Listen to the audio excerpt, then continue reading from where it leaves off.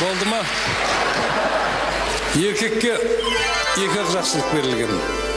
Біреуі ол бәрі білет, 4 әйел алу, ол жағдайы көтерсе, келісім берсе, ол туралы әңгіме бөлек. Ал екіншісі, шариғат бойынша еркекке әйеліне өтірік айтуға болады.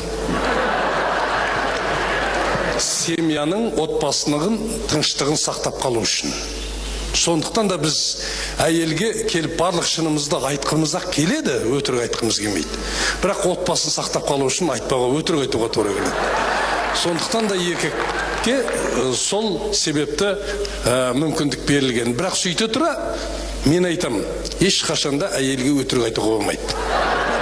Әйел бәрібір сенбейді, көзіңнен біліп тұрады, өзіңнен біліп тұрады.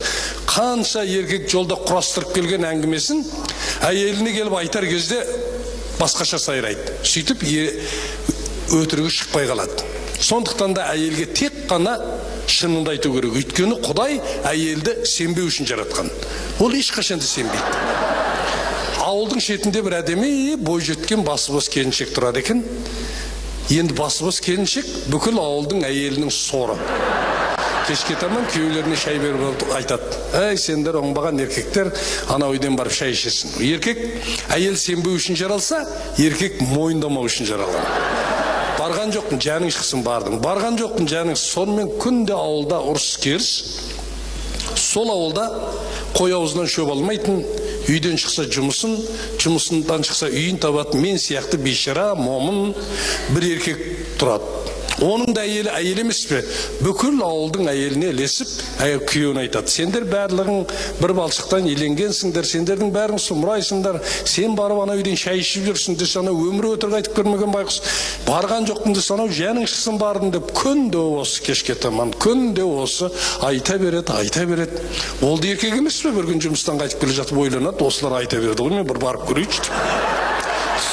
Әйел әбден ой салғаннан кейін кешке таман сол үйге соғып, бір шай ішіп, терлеп, тепшіп, үйіне келіп, табалдырықты аттай бергенде әйел әуеніне басып: "Оңбаған сен, ана үйге бардың, келдің, шай ішіп келдің" десе, ана өтірік өмірі айтып көрмеген адам: "Иә, бардым, шай іштім" деп шынын айтсақ, әйел айтады: "Кетші, ол сен не қылады" деп айтады дейді. Сондықтан да әйелге шыныңды айт.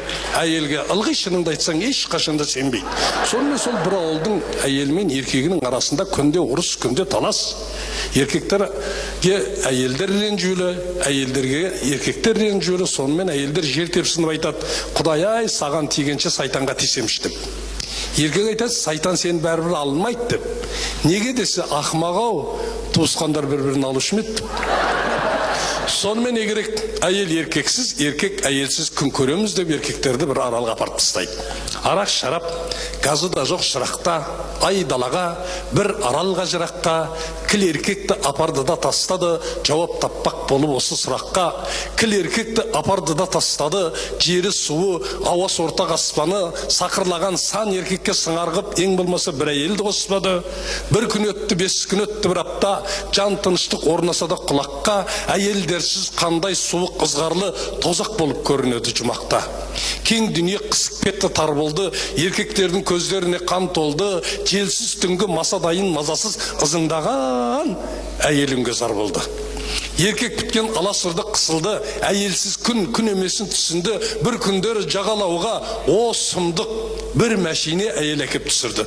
Жағалауда жайқалғандай жасылбақ, күлдер көктер қуаныштақ, сақылдап, өлімсіреп бара жатқан жанарлар кенет жанды, жарқ-жұрқ етіп лапылдап, селт еткізер кереңді де соқырды, қарсы бетте қыз келіншек отырды, жігіт біткен 25 пен 35, шешінбестен суға күмп-күмп секірді, бойларына қуат кірді, күш кірді, қойсаңшы бұл еркек деген міскінді, шешінбестен суға күмп-күмп секірген қайран жасты қарсы бетке шықынды. Алдап арбап алатұғын есіңді, әйелдердің шындығында несілгі, 35 пен 45-тің арасы тәжірибелі жігіттер ғой шешінді де 25-тен қаларма, құштарлықты қүйы болып жанарға, 25 пен 35-тің соңынан жүзіккет қарсы бетке оларда. Ұнататын даудамайды көкпарды, білек кілген сойыл менмен шоқпарды, 45 пен 55-тің арасы барсақ бекейін, бармасақ па дек қалды. Сезімдерін құлаштайтын құрық қып, шын сыналды еркекті һәм жігіттік. 55 пен 65-тер отырды, өздері де кеп қалар деп үміт қып.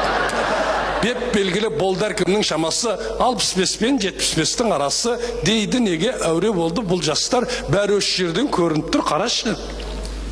Жанға біткен жалғыздықтың зардабы, бүлкіл қақты еркектердің қармағы, әйел атын естіп кесел болып жатқан атып тұрды 75-тің ар жағы.